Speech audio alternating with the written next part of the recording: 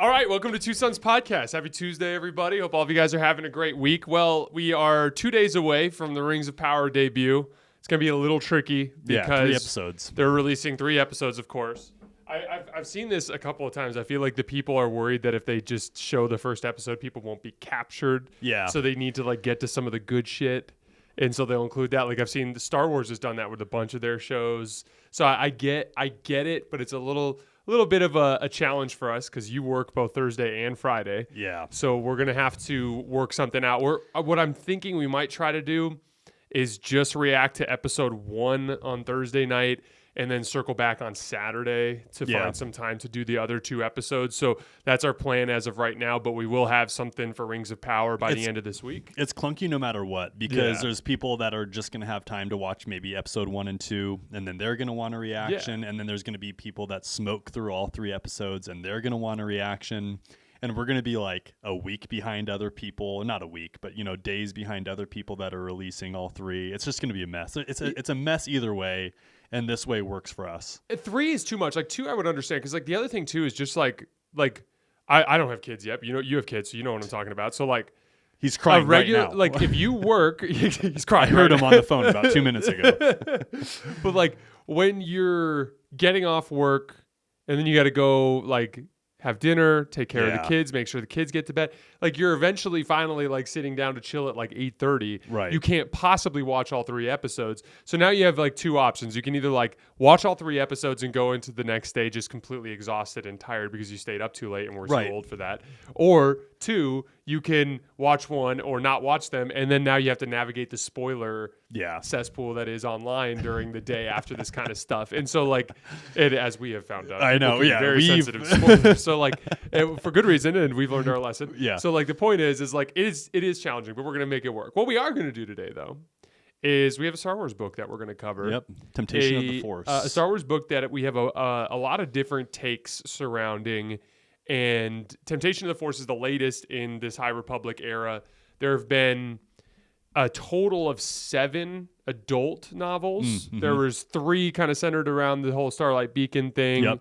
Then we went back in time to learn more about Iram and Arano and the kind of the initial, genesis of the Gaze Electric and some of the old ancestry of Markion Ro. And then we move back into the future for the whole Stormwall saga. In classic High Republic fashion, we have another random kind of tool of war thrown into the mix with Temptation of the Force, which is this Blight. So before we get into the specifics, I just want to ask you what your overarching thoughts were about this book, because you had mentioned something to me before we recorded, not in detail, but you had hinted at something having to do with the authors. So why don't you talk a little bit about your kind of overarching experience with the book and what you thought about on the author front? So in comparison, because I think that's what it's worth, is was it better or worse than the previous book? And I think it was better. I do too. Wholeheartedly. The last one, Eye of Darkness, was by far my least favorite book. Right. It just didn't make sense. It was absurd. As we've discussed with Eye of Darkness, the scale was just so unbelievable. Mm-hmm. It just made no sense. So this book is actually by a different author, Tessa Gratton, I think is how you would say that name. And it's great. Great. Yeah. Someone's freaking out right now. It's interesting because one of the issues with Star Wars right now is they have so many hands in the pot, right? There's so many people working on it, and this is a perfect example. However, what they were able to do with the whole storyline, working with the Stormwall, I think they did a great job. That was kind of a lesser issue in this book compared to what it was in the past. And the Stormwall, in my opinion, is just so unfathomably unbelievable in regards to how it could actually work, even in a Star Wars universe. The fact that they started leaning more towards the nameless creatures, which I think are very compelling. And then this new issue, which is the Blight, which it's like a natural disaster, essentially, I'll call it, I think is way more believable in regards to the scale in which it's happening. Yeah, so on the Stormwall front, like specifically... Oh, spoilers, everyone. Yeah, Sorry. Like, yeah, no, this book goes is... without being said, if you haven't read Temptation of the Force, you shouldn't be listening to this. Or unless you don't intend to read it, in which case you'll get some... This is a perfect place for you to be if you're Yeah. casually interested in this book. Yeah, and we will give like a very brief synopsis of it. Like we go into more detail with some of the books that we were more keen to, but like the High Republic books are books that Luke and I read and we enjoy, but they're definitely not like our favorite Star Wars content for good reason, and we're going to get into that. But like as far the Stormwall, yeah, like you made a great point. Like there are certain things that kind of like make sense to me within Star Wars. For instance, like if it was like, hey, Marchion Ro took every single hyperlane that bisects across this galaxy and just put a bunch of gravity well generators in it, and it like made it so that it was a pain in the ass to navigate. So like for instance, like remember in the second Thrawn book when they're trying to get to Batuu, and they keep running into gravity well generators with the Chimera. So then they have to shoot over to Mokivja to get over to Batuu. Yeah. So like that sort of thing like kind of makes sense to me. The gravity well generators are a consistent theme throughout the Star Wars universe. And hyperspace lanes are relatively stable in lesser space is what they call it. Exactly. Right? So yeah, it makes sense. Yeah. You can bottleneck a hyperspace lane. Yeah. And so if they had said like, okay, we dropped a bunch of storm seeds or the things that he uses that like actually cause the barrier to work, it would make some sense to me if you're like, oh yeah, the Republic fleet like can't just go into Nile space because it would have to be like literally just traveling through real space for 3 days before it could get to the other side. And we'll explain all this in a minute. Which case the Nile could attack, like that would make some sense to me. But instead it's like this absurd concept that it's like, if you jump into hyperspace into the Stormwall, you just blow up and die. So it's like literally like a physical wall, essentially. Yeah, quite literally. And it goes like infinitely up and infinitely down, and it crosses off a huge hunk of space. And that's what the Stormwall is for anybody that doesn't know. So Marchion Ro, the main antagonist, the main villain, leads his marauders of the Nile, is what they're called. Basically raiders, pirates. Yeah, and at the druggies, rock music listeners. Yeah, and the previous book was all about how they created what they call the storm wall, and then it's impenetrable, and everyone who's stuck behind the storm wall is essentially left there to essentially die, and the Republic can't do anything to help them. So in this book, essentially they've figured out ways to get through the storm wall, essentially, but then they still have what they call the nameless creatures, which are, I don't know, they probably would fill a room. One creature, right? You imagine them as being big. Yeah, it's like somewhat like the size of like a elephant, but like a tiger. Yeah, something in between an elephant and a tiger. But they're also not like just run at you and claw you. They're there to suck the force out of you. And so they're so potent to a force user that a force user, even if they're a far distance away from them, can't even like focus on them. Yeah, they like lose control of reality. Exactly. And then what happens is the nameless essentially just suck the living force out of whatever force users around them, and then they die and they turn into a husk.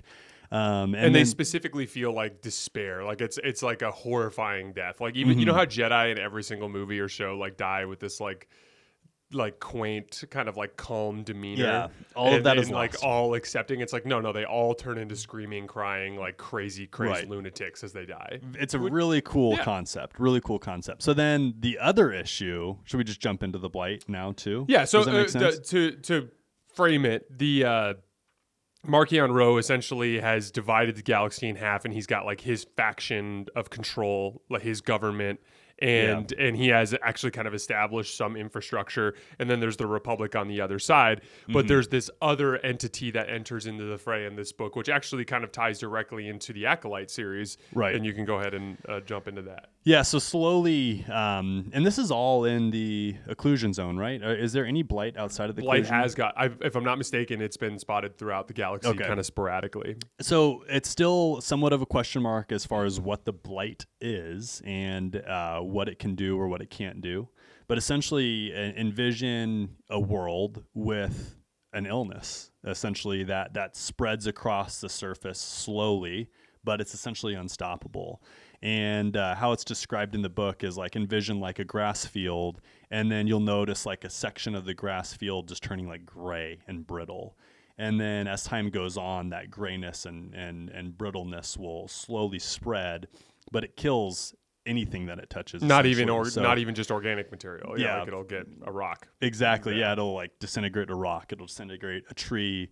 And then, for example, one of the main antagonists, Karis and Tekka, his hand gets some of it on it, so they have to lop off his hand in order to save the rest of his body. That's crazy. Right? And we don't learn that until later on in the book. So it's kind of cool, but why it's so much more believable to me is it seems to be a natural phenomenon, and living on this it could be. Yeah, but it seems to be spreading like in a natural way, if that makes sense. So, for example, like if you tried to man-make Mount Everest, it would absolutely suck. It would be an awful mountain. It would just wouldn't be cool, right? Yeah. If Mother Nature, if God's hands create Mount Everest, you just kind of accept it. Badass. Yeah, it makes sense and it's doable. And that's kind of how I feel like the storm wall in comparison to the Blight. Like to me, the storm wall is completely unbelievable. There's no way you can man-make that. But the Blight is very believable, and I can see how that would cause issues. Mm-hmm.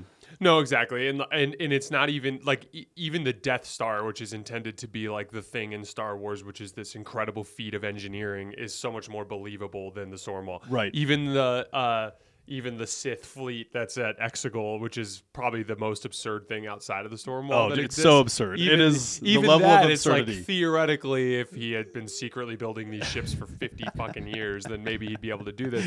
But it is definitely absurd. But like I'm interested in the Blight too. I want to complain first, okay, and then I want to give you like my kind of take on it. So the whole book. Of specifically involving the Blight. Okay. And at the end we'll get to the specifics of like how the book actually ended. But like the Blight to me is interesting and I want to learn more about it. Except for here we are one book into it and I still know nothing about it. I want to know more about the nameless creatures and like like any history they might have, how it is that this scepter came into being that gave you control over it. Like this is all stuff that would be profoundly interesting that just is not being explored. Correct. And this is in the book format. I mean, we're 7 damn books into this thing. And this is what drives me crazy because like, you know, I was literally Carly and I have been rewatching the Marvel movies and we just watched Avengers Endgame last night. So we've made it through basically the Infinity Saga, and it's incredible. I enjoyed it so much the second time around. But like, just the everyone has a backstory, and you learn it. Mm-hmm. Like it's like, oh, like you know, bringing Thanos into the picture. It's like we're going to show Thanos' homeworld. He's going to show us a flashback to what his homeworld used to be like. He's going to talk about why he believes what he believes and why he does what he does, and everything is like explained and broken down. And like we're going to watch Rings of Power. Like you've been doing a bunch of research behind the scenes to prep for Rings of Power, which I think is awesome because that'll be really helpful for us when we get into it.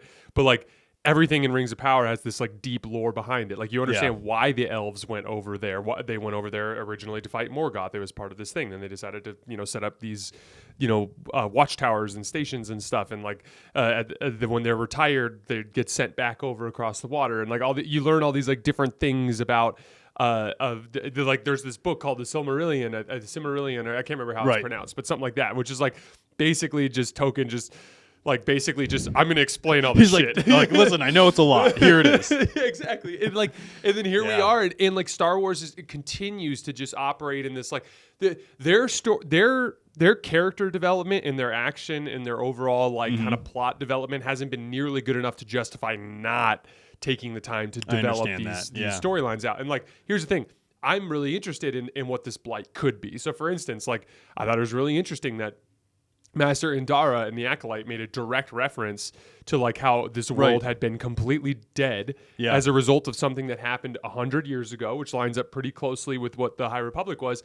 And then there's this vergence in the Force, which kind of like heals the planet. And then I start to like think, I'm like, oh, well, like remember the Magus on Sunrise in the Thrawn books in the Ascendancy trilogy, and how like she talks about how like when her world died, she wanted to touch the beyond so that her and her you know, compatriots could like attempt to heal the world. Right. And then I think like, does that connect to like a vergence in the Force? Is that like a collection of like dead Force users that are like coming together to try to restore life on a planet? I'm like, I'm seeing all of these things and it's like, I would love to hear that explained. I'd love to hear that all broken down. And that's just it. I think that's a syndrome or an illness of having so many writers, right? Like they all have their own unique ideas. They're all, I'm sure, great. Some of them are great, but it's just like like one writer's like Stormwall, one writer's like Nameless, one writer's like Blight, another, and it feels like episode 7, 8, and 9 too, where like, you get to meet Kylo Ren. It's like, okay, who's in charge of Kylo Ren? It's like, oh my gosh, like then we get to meet Snoke. Oh no, Snoke doesn't matter. Nope, Snoke's done. Snoke dies, right? And then it's just like, well, who's in charge of Snoke? Oh, it's Palpatine again. It's just like, and it just has no rudder. I know it's or the only rudder that exists is for a book or for a movie, and then it's broken. Piece. Yeah. And it's just like, why do people sign up for Lord of the Rings? Why do people sign up for Star Wars? It's because it's world building. It's because the lore behind it, and you lose so much of that if you have so many hands in the pot, and it just takes away from it. And the book is the perfect place where you can sit. Like you can literally have Markion Ro like sitting down with one of his commanders in his room, and the commander being like, why do they listen to you because you have that rod? Right. And then he could be like, well, this rod was actually originally constructed by an ancient Sith Lord that imbued it with like blah, blah, blah, or right, whatever. Exactly. Like, or like that's the other thing too. Like that as it pertains to the Blight, like this Blight kind of seems to have come out of nowhere. Yeah. You and I have both heard, and we also know that Plagueis is alive at the tail end of this is where it all kind of connects, and I'd love to see this get developed. We know Plagueis is alive at the tail end of the High Republic, 100 years previous to the Phantom Menace, and we know that at that point in time, the Vergences are recovering these like planets that may or may not have been killed by the Blight. I think that's heavily implied. I think it sounds like the Blight. Yeah, I would presume. Yeah. So you got a similar thing when you for sure. Yeah. Oh yeah. So then, like theoretically, 100 years prior, because we also know that Plagueis was apprenticed to Darth Tenebrous for 100 years from the book. Now that's not canon, but we know that. But we also know that from Plagueis that it was either Tenebrous and Tenebrous' master or Tenebrous and Plagueis. I can't remember which, but there was something involving Tenebrous where they attempted to use a pathogen to kill the Jedi. Oh, right. They talk about the virus. Yeah, the virus. They were looking into doing that. And so like I think it would be really cool if the Blight was actually directly connected to the Sith. That would be cool. And it would be great? Like and this is not going to happen. But I would love it if I read a book this fall, the next High Republic book, whenever it comes out. I think it comes out in like November or something. I'll have to look. But like, I would love for me to open that book and have Markion Ro like run into a Sith Lord, and then the Sith Lord be like, "I'm the one who made this Blight," like right? That'd be dope, and break it down or whatever it is, and like. Or to find out that Markion Ro is working underneath the Sith Lord or whatever it might be. Like, I'd love to. And I'm not even saying it necessarily has to be Sith. I'm just saying, like, get to the bottom of some of this shit. Get to the bottom of it. Explain it to us. And it's almost like they, like, are instructed as writers, just like, hey, you've got to leave some tokens for the next one for X, Y, and Z when they do their book. Mm-hmm. And it's just frustrating. It's just like, tell us a story, Like, and what's hard, too, is it's not because... So you and I were critical of some of the like live action type stuff where we're asking it to be like a little bit more complicated. This is complicated enough, I'd say. Yeah. But it's not an issue of it being complicated or not. It's an issue of it not being scaled properly and also us not getting anywhere. We're going nowhere fast every time we read one of these books. Yeah, well, the entire 7-book trilogy is basically Markion Ro like holding his hands out like this and us trying to smack him and being like, "Oh no, you missed, you got it, I got your dollar." and that kind of gets ridiculous. And to your point, like I don't understand why it is that like Disney can approach Timothy Zahn and be like, "Hey, bro, I need 6 books over the next 10 He's years, a mastermind. All on Thrawn. Can you make that happen for me?" But they can't go to like Timothy Zahn or somebody similar. Like James Luceno is another guy who thinks awesome at it. Gosh, I can't believe they can't go to James Luceno and be like, "Hey, dude, we have this big picture goal for the High Republic. Okay, here's the deal. We have this Nile Marauder thing. We have this. We have that. It's all actually going to be kind of like under this like umbrella of like the Sith manipulation, and the Jedi are going to be kind of this and this, and they're like, you run with it. Just take it and run with it. Write me 9 books. You know what I mean? Like And to your point, like there's just no shared creative vision there, and there's so much room and latitude for authors to kind of add their own spin on things. There is, and like Drew Karpyshyn, for instance, takes like a super violent approach, and so like when you see something like that, and then like the very next Sith book is not as violent, it can kind of like take a different kind of like tone. Totally agree. Yeah, and there's like a level. So all the amazing authors that you just named, with the Bane series and the Thrawn series and what other series that we're talking about? Anyways, like all of those authors to me felt like they viewed George Lucas's framework as sacred, where they were compelled to add to the framework and not to make their own framework with the Star Wars title. To me, like the most recent stories that we've read have kind of felt like authors were trying to get theirs in the Star Wars universe, rather than being like, hey, how would George Lucas approach this? It would be like, no, this is how George Lucas should have approached this. You know, and I can't speak for them. And I can't speak for them, right? Like, I don't know them. I've never even watched an interview with these people, but it just doesn't feel like it really fits into George Lucas's framework. And again, I liked this book better than the previous one. Overall, I thought it was a good read and I liked it.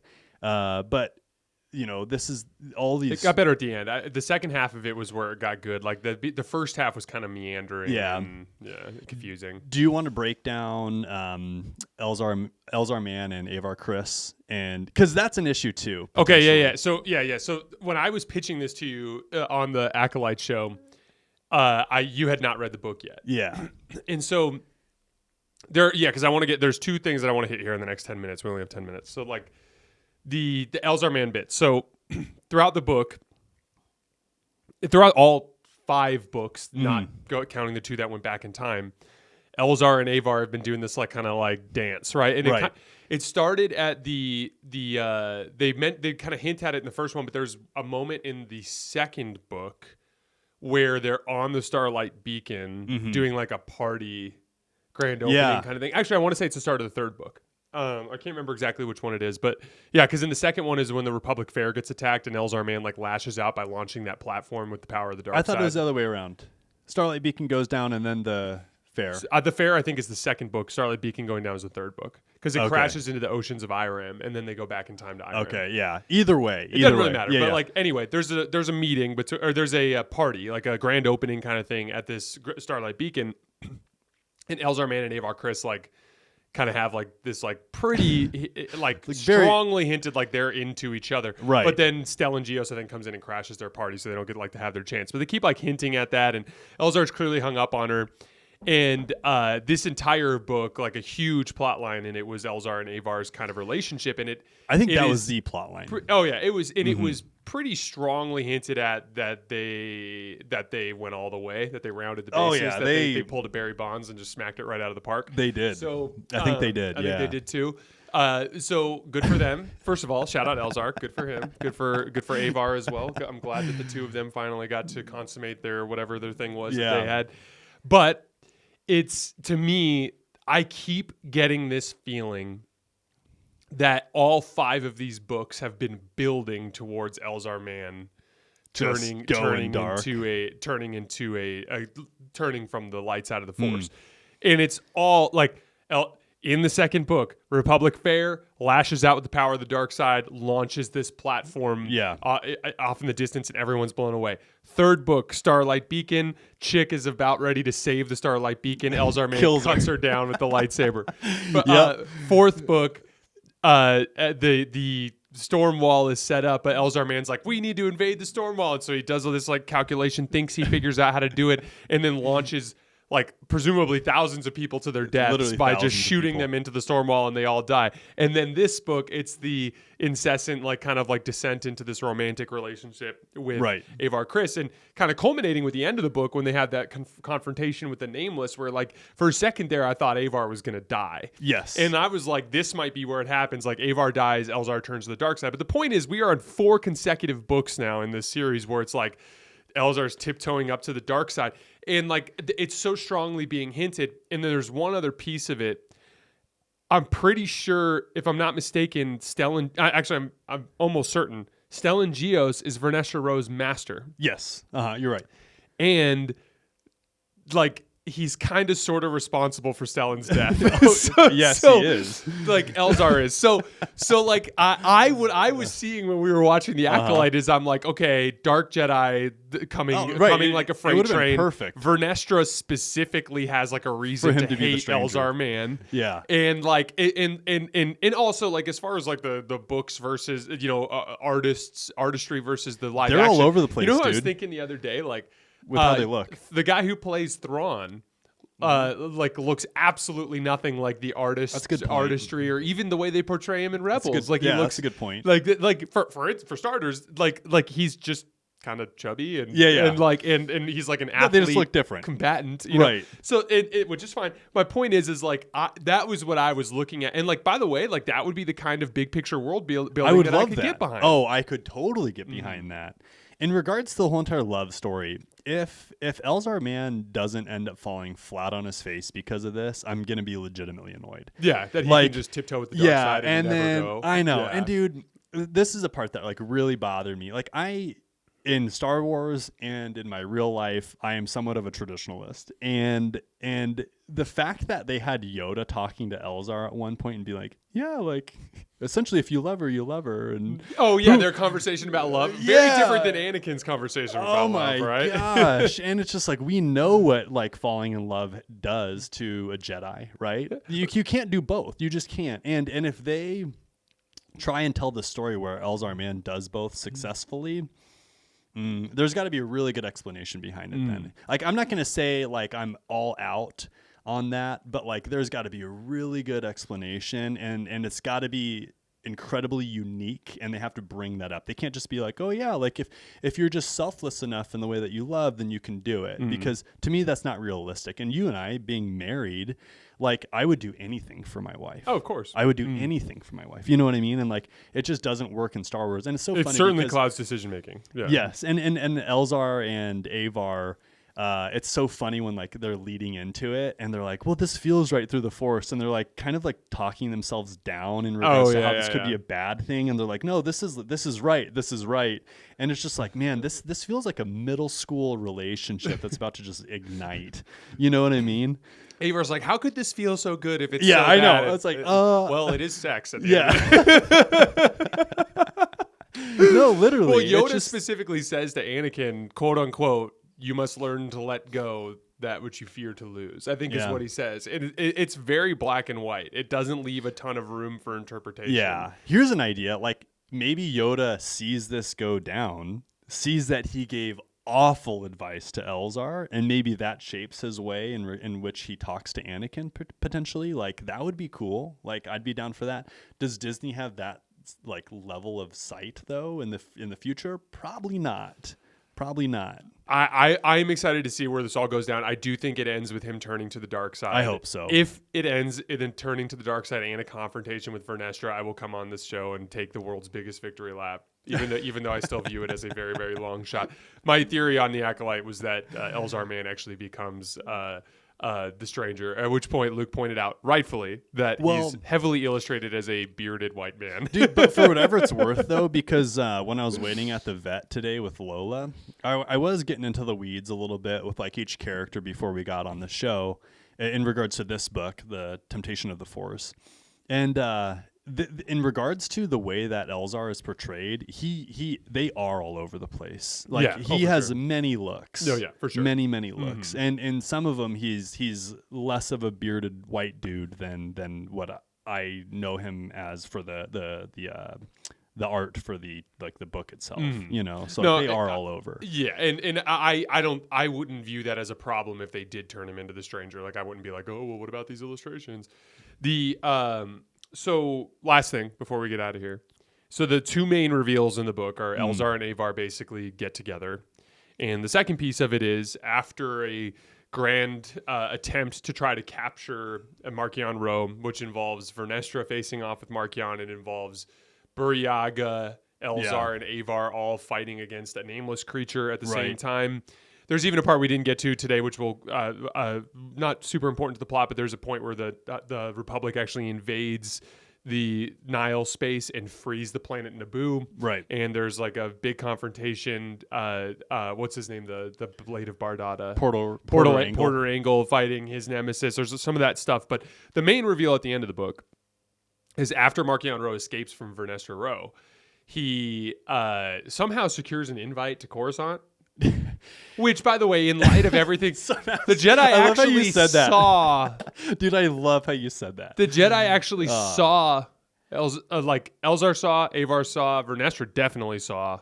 They saw Marchion Ro have conquered the blight, Right? Because he was like walking around. He has on it with this his staff stick. that The allows him to just be around the blight. You know, the staff they haven't told us anything about Yeah, yet. That which staff. also controls the nameless because, well, we don't know. But they're not the same. They're also they're also very specific about the fact that the blight has a similar physical effect, but it doesn't have anything like in terms of the force effect. Same outcome, different motor. Yeah, but it doesn't have any of like the force stuff or like the despair stuff. Like it just kills you.